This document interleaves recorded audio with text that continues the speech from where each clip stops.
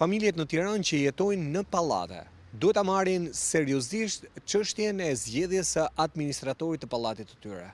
Kjo nisur edhe nga deklarata e disa ditëve më parë bërë nga kryebashkiaku Erion Veliaj. Duke filluar nga besoj dita e hënë, ne kemi këtu përpara 70 koordinatorë, cilët janë rekrutuar nga Bashkia e Tiranës, që do të bëjnë këtë lloj qilizme, pra këtë lloj krehje të gjithë territorit. Po çfarë mendojnë vetë qytetarët për këtë nisëm të fundit të Bashkisë Tiranë, që në fakt ekziston si ligj që për vitit 2009, por i pazbatueshëm, të paktën për pallatet e vjetra. Keni administrator pallati?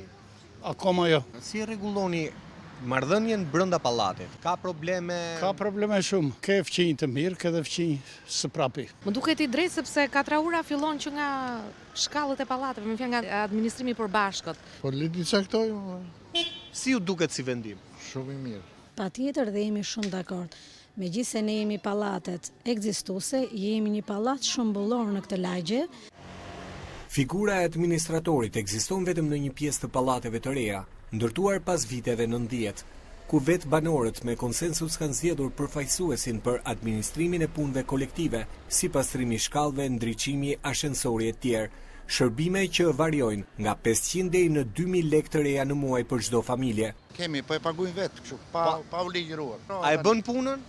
Ato nevojë që kemi ne i zgjidhej, me thënë drejtën. Po, na i ka rregulluar shumë mirë. S'kemi pas probleme ne me pallatin tonë. Sipas Bashkisë Tiranë, për çdo 20 administrator pallatesh, do të ketë një ndërlidhës i cili do të jetë ura e komunikimit mes bashkisë dhe qytetarëve. Administratorët do të zgjidhen nga asamblet e banorëve të pallateve, të cilët do të trajnohen paraprakisht nga bashkia dhe më pas do të marrin licencën për këtë detyrë. Tarifa e pastrimit për secilin bashkëpronar do të përcaktohet bazuar në shpenzimet e administrimit dhe në kuotën e pjesëmarrjes në bashkëpronësi të pronarëve të njësisë, në përputhje me numrin e kateve dhe masën e përdorimit të objekteve të veçanta.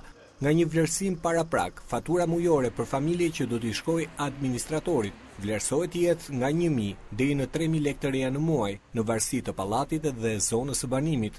Po çfarë do të ndodhë me ato familje të varfra që nuk kanë me se të jetojnë? Flasim për familje ku ka pensionist, flasim për familje ku jetojnë me ndihmë ekonomike dhe mezi arrin të përballojnë jetën. Si do të mund këto familje të përballojnë edhe koston e administratorit të banesave? Tu njerëzit janë shumë pa të diskutohet çmimi. Po e kemi në një administrator, ajo ka ti tret. Pra e keni zgjedh vetë? Po. Ju nuk i jepni lekë? Jo.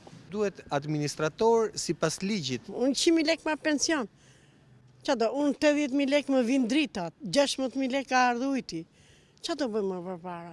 E mirë është ajo, po është problemi që ne që jemi pensionista, unë se përballoj dot për vete. Jo, unë 60.000 lekë mujt marr pension, nuk e përballoj dot. E në burri pensionist, paktën tjetë 2.000 lekë vjetrën muj, pa jo 10.000.